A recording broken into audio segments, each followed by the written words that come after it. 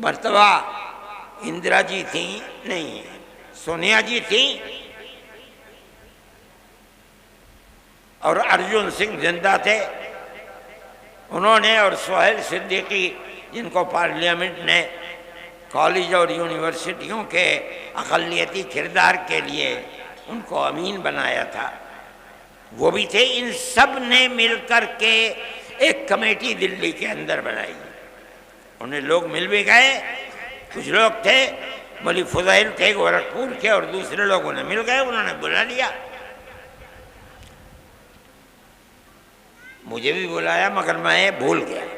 مجھے ایک صاحب نے کہا کہ بھائی انہوں نے بلایا تھا تم گئے نہیں، مجھے یاد آیا، میں فوراً گھر میں گیا، بریف کیس میں ایک جوڑی کپڑا رکھا، اور ایک گاڑی 10 بجے جاتی تھی، میں اس گاڑی میں سوار ہو کے دلی پہنچ گیا۔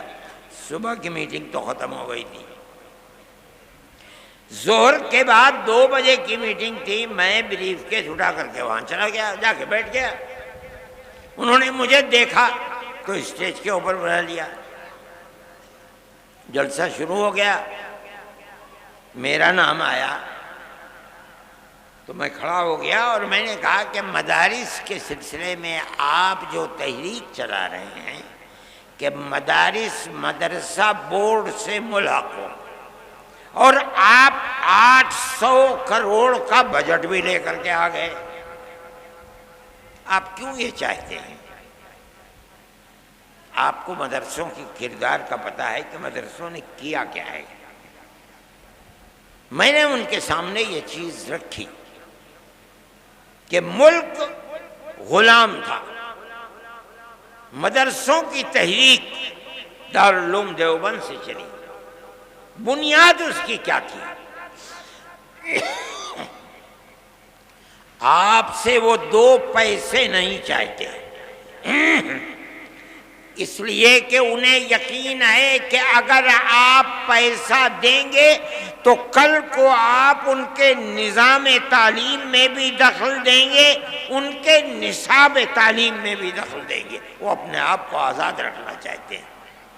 ارجن سنگھ کہنے لگے کہ ہم وعدہ کرتے ہیں کہ ہم دخل نہیں دیں گے۔ میں نے کہا میں نہیں کہتا ہوں کہ آپ جھوٹ بول رہے ہیں، بالکل سچ بول رہے ہیں، لیکن آپ میری ایک بات کا جواب دیں، ابھی الیکشن کے اندر 2 سال باقی ہیں، 3 سال گزر چکے، اقتدار کی کرسی پر آپ بیٹھے ہیں، آپ کہہ رہے ہیں کہ ہم دخل نہیں دیں گے، کیا آپ مجھے گارنٹی دے سکتے ہیں کہ 2 سال کے بعد جو اگلا الیکشن ہوگا آپ ہی جیت کر آئیں گے؟ کہنے لگے نہیں گارنٹی نہیں دے سکتے۔ میں نے کہا ٹھیک کہتے ہیں، آپ تو 2 سال کی بھی گارنٹی نہیں دے سکتے، اور میں مدرسے کا آدمی ہوں، میں اپنے دل کے اندر یہ ارمان رکھتا ہوں کہ اگر اللہ نے مجھے قیامت تک کی زندگی دی تو میں قیامت تک مدرسے کو زندہ رکھوں گا، میرا آپ سے کیسے ساتھ ہو سکتا ہے؟ اس لیے میں جمعیت علماء کے پلیٹ فارم سے کہتا ہوں، ہم کل بھی مخالف تھے گورنمنٹ کی مدد کے، آج بھی مخالف ہیں، اور جب تک زندہ رہیں گے مخالفت کرتے رہیں گے۔ ہمیں آپ کی کیا ضرورت ہے؟ مدرسہ ہماری دنیا نہیں ہے، ہمارا دین ہے۔ جس طرح مسجد ہمارا دین ہے، اسی طرح مدرسہ بھی ہمارا دین ہے۔ اگر مسجد میں نماز پڑھی جاتی ہے، مدرسے میں نماز پڑھنا سکھلایا جاتا ہے۔ اگر مسجد میں قرآن پڑھا جاتا ہے، مدرسے میں قرآن پڑھنا سکھلایا جاتا ہے، دونوں ایک چیزیں ہیں۔ جب ہم مسجد میں آپ سے کوئی مدد نہیں لیتے، ہم مدرسے میں کیوں آپ سے مدد لیں؟ ہم نہیں آپ سے مدد لینا چاہتے ہیں۔ میں نے یہ بات کہی، میرے آدمی تھے وہاں بہت، لیکن صبح سے جو سن رہے تھے سب خاموش بیٹھے ہوئے تھے۔ میرے بعد ایک اور صاحب کھڑے ہوئے، پہلے تو انہوں نے یہ کہا کہ آپ نے مجھے وقت دیا اور ارشد کے بعد وقت دے دیا۔ میں نے کہا آپ مطمئن رہیں، آپ نے میری بات سنی ہے، میں آپ کی بات سنوں گا، کوئی میں نقد نہیں کروں گا۔ میرے اندر یہ ہمت ہے. انہوں نے بولنا شروع کیا. تھوڑی دیر کے بعد جیسے انہوں نے کہا کہ مدرسوں نے اپنے کردار کو ختم کر دیا، بس وہ تو سارے لوگ کھڑے ہو گئے اور نکالو اور مارو اور بھگا دو یہاں سے. میں نے سہیل صدیقی کے اوپر ہاتھ رکھا. میں نے کہا بھائی اچھا میں جا رہا ہوں. پکڑ لیا مجھے. خدا کے لیے مت جاؤ، اس مجمع کو ہم قابو میں نہیں کر پائیں گے. میں نے انہیں سمجھایا، وہ بیٹھ گئے.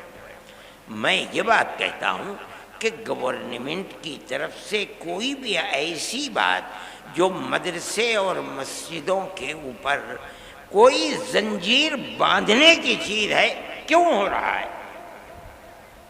مدرسوں نے تو اس ملک کی آزادی کے لیے سب سے پہلی آواز مدرسوں نے اٹھائی ہے. وہ مسجد جس کو انگریز نے مکمل تباہ کر دیا، اکبری مسجد، کیا ہوا تھا وہاں؟ غلامی کی زنجیر کو توڑنے کی تحریک وہاں سے چلی تھی. آج بھی اگر زمین کو کھودو گے ایڈورڈ پارک کی تو وہاں سے وہ ان کی دیواریں مل جائیں گی. آج انہی مسجدوں کے لیے یہ صورتحال چل رہی ہے. کیسے قابل قبول ہو سکتی ہے؟ ہم یہ سمجھتے ہیں کہ ملک کے اندر جو چیز، جو ذہن پنپ رہا ہے، وہ اس ملک کو تباہی کی طرف لے کر کے چل رہا ہے. ایک چیز نہیں ہے، مدرسے اور مسجدوں کا مسئلہ ہے.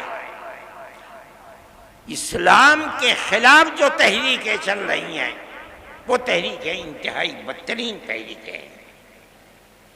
سب سے پہلا مسئلہ ہے طلاق. ہم اس کے اوپر خاموش رہے. ہم گورنمنٹ کے مقابلے میں نہیں آئے. ہم نے یہ سوچا کہ بھئی ایک چیز ہے، چلو جس کے دل کے اندر ایمان ہے وہ اسلام کے قانون پر عمل کرے گا. جو کورٹ میں جائے گا کورٹ اس کے لیے فیصلہ کرے گا. لیکن اس کے بعد اسلام کے نظام کو درہم برہم کرنے کے لیے آگے آ گئے. اتراکھنڈ کے اندر یہی صورتحال چل پڑی. پھر چلیے اتراکھنڈ کے اندر چل رہی تھی.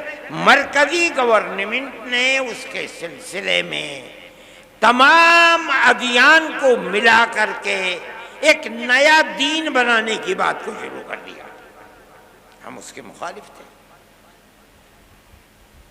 دستور کے اندر جو ہندوستان کا دستور ہے، جمعیت علماء، ہمارے اکابر شیخ الہند مولانا ابوالکلام آزاد، مولانا حفیظ الرحمان صاحب، جو لوگ پارلیمنٹ کے اندر گھسے ہوئے تھے، اور جمعیت علماء برابر جیسے جیسے آزادی وطن کی چیز سامنے آ رہی تھی ہمیشہ عہد لیتی چلتی تھی، ہم سے وعدہ کرو کہ ملک آزاد ہوگا، جو گورنمنٹ بنے گی، جو دستور بنے گا وہ سیکولر دستور ہوگا.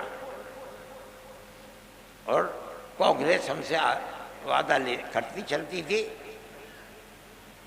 میرے پاس تحریریں موجود ہیں کہ جن کے اندر موتی لال نہرو، جواہر لال نہرو، گاندھی جی، کانگریس کی ورکنگ کمیٹیوں کی تجاویز ہیں. وہ کہتے ہیں کہ ہم یقین دیتے ہیں کہ مسلمانوں کا مذہب، مسلمانوں کے اوقاف، مسلمانوں کی مسجدیں، مسلمانوں کے امام باڑے، ان کی زبان، ان کا کلچر، ایک لمبی فہرست، ہر چیز محفوظ رہے. ملک آزاد ہو گیا. آزاد ہونے کے بعد ملک کا دستور بنا. ایسے لوگ تھے جو یہ کہتے تھے کہ ملک آزاد ہوا، لیکن مسلمانوں نے اسلام کے نام کے اوپر ایک ٹکڑا ملک کا لے لیا. اس لیے اب ملک کا دستور ہندو دستور ہوگا، انہوں نے لے لیا. جمعیت علماء تھی جو لے کر کے بیٹھ گئی. ہم نے ملک کو تقسیم نہیں کرایا. ہمارے اوپر جوتوں کے ہار ہمارے گلوں کے اندر پڑے، ہمیں مارا گیا، لیکن ہم نے جس چیز کو صحیح سمجھا تھا، ملک کی تقسیم کی مخالفت کی. ہم پاکستان نہیں گئے.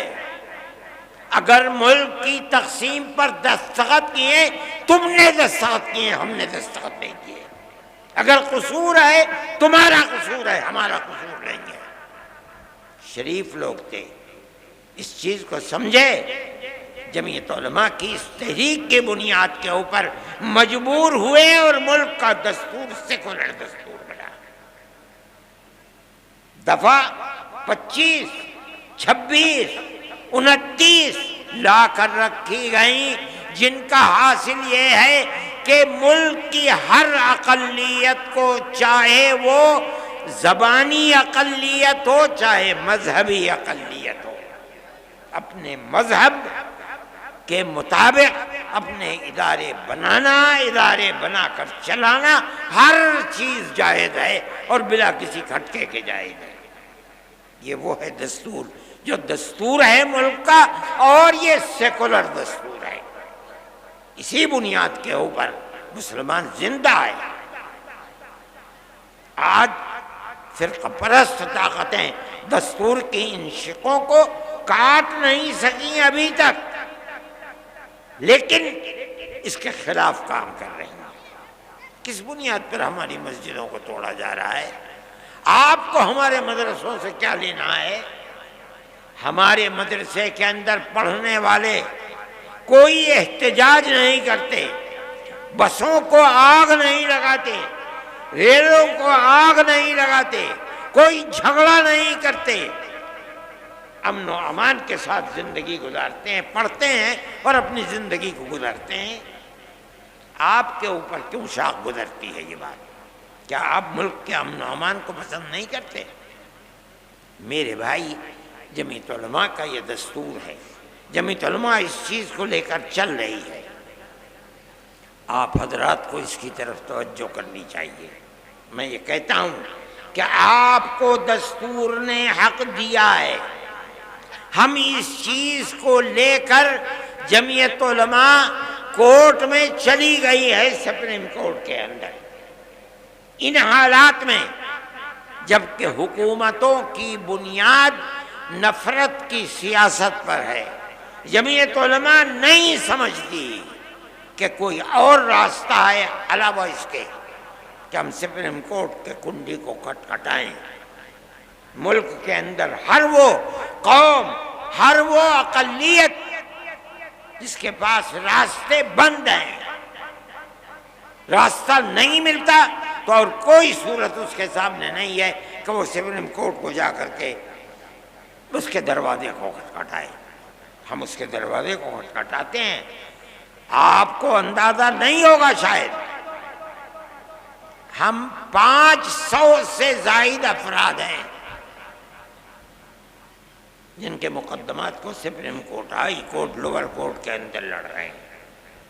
ان مقدمات کے اندر ہمارا کروڑوں روپیہ خرچ ہوتا ہے سال میں۔ ہمارا کیا ہے؟ ہماری جیب سے توڑے جاتا ہے، اس ہاتھ سے لیتے ہیں اور اس ہاتھ سے خرچ کر دیتے ہیں۔ جمعیت علماء کا یہ کردار ہے، جمعیت علماء اس کے لیے کام کر رہی ہے۔ سپریم کورٹ کے سوا ہمیں کوئی چیز نظر نہیں آتی ہے۔ وقف کے سلسلے کے اندر ہم سپریم کورٹ میں گئے اور بڑے سے بڑا جو وکیل کپل سبل، جو ایک دن میں 5 منٹ کے لیے اگر کورٹ میں گئے 15 لاکھ روپے کی فیس رہتے ہیں۔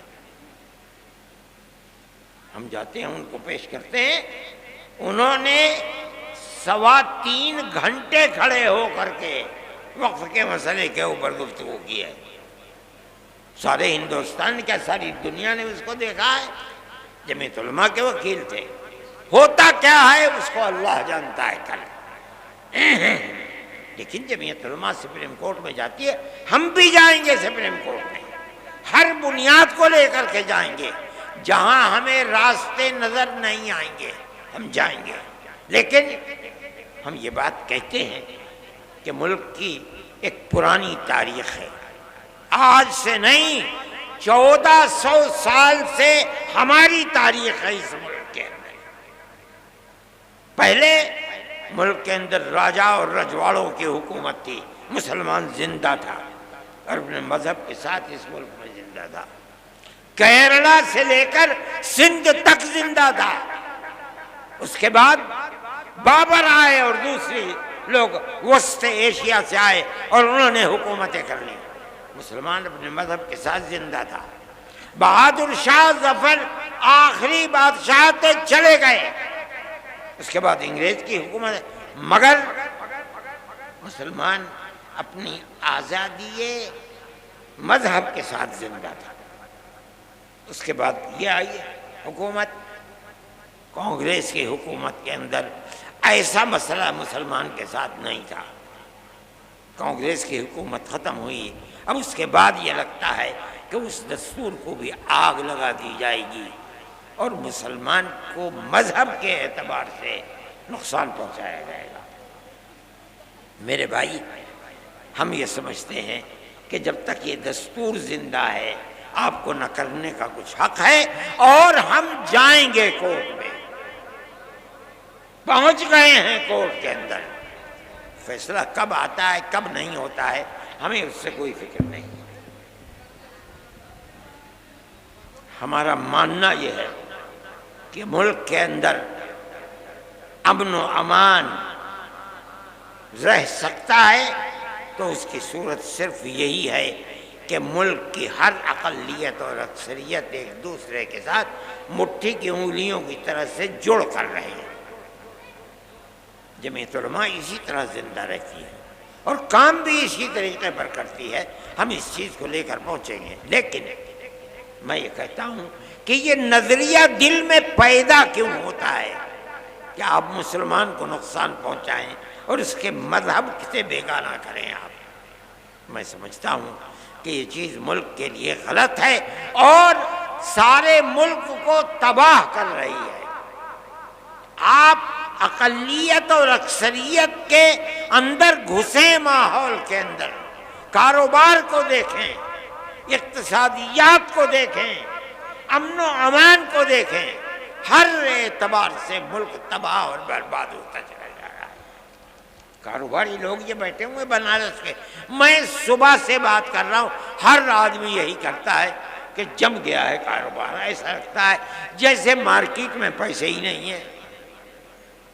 چند افراد ہیں جو سارے ملک کی دولت کے اوپر قبضہ کیے ہوئے ہیں، لیکن سارا ملک ان چند افراد سے تو نہیں چلتا ہے. کیا بربادی ہے؟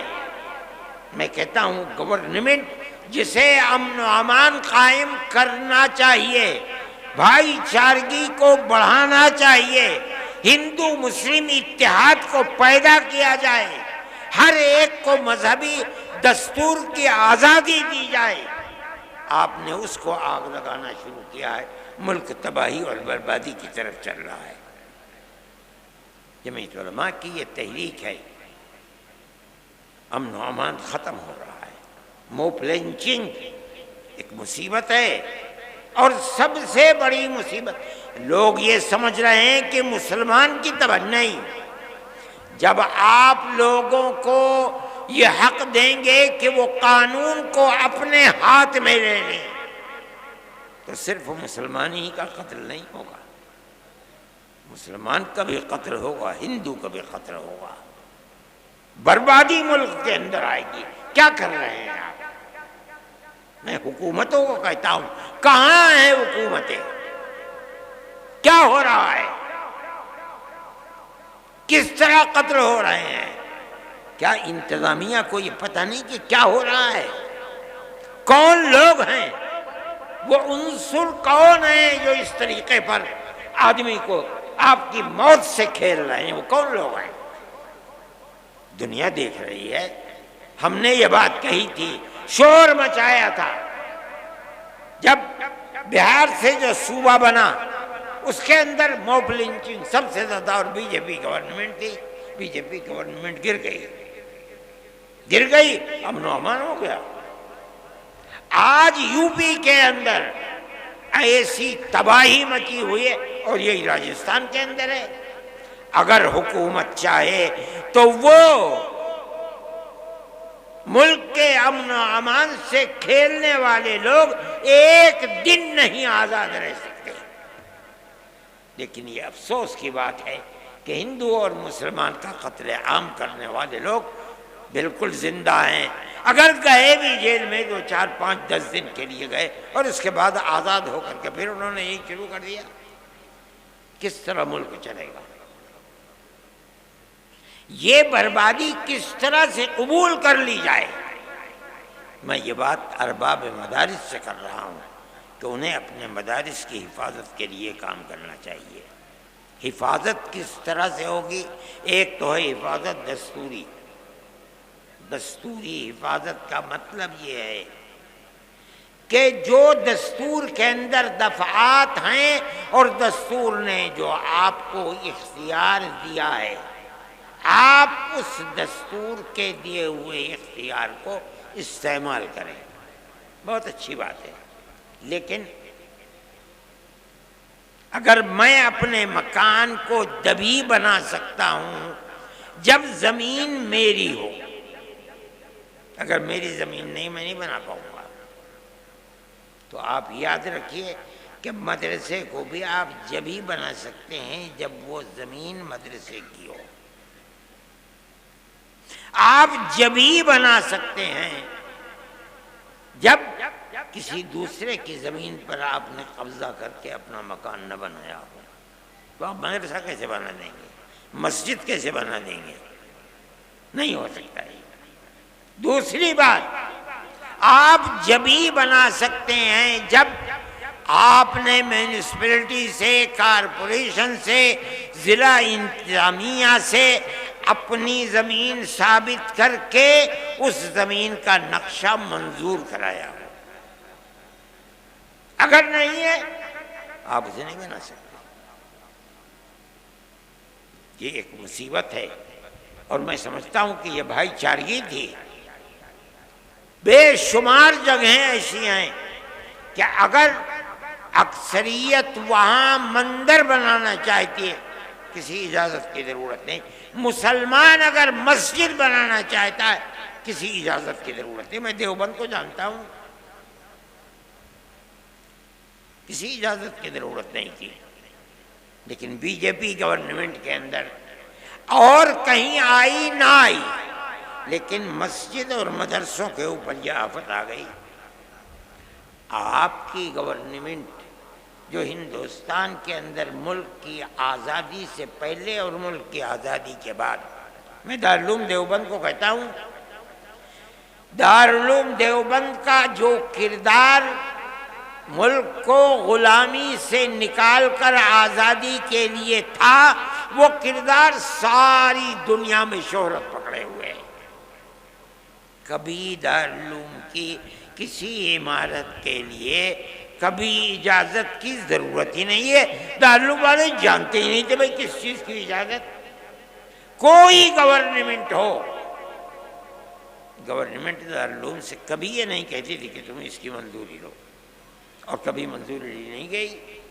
اتنا بڑا دارالعلوم 100 سال سے زیادہ وقت گزر گیا اس کو، بلکہ 150 سال کے قریب، کبھی کسی چیز کی اجازت نہیں لینی پڑی اس کو۔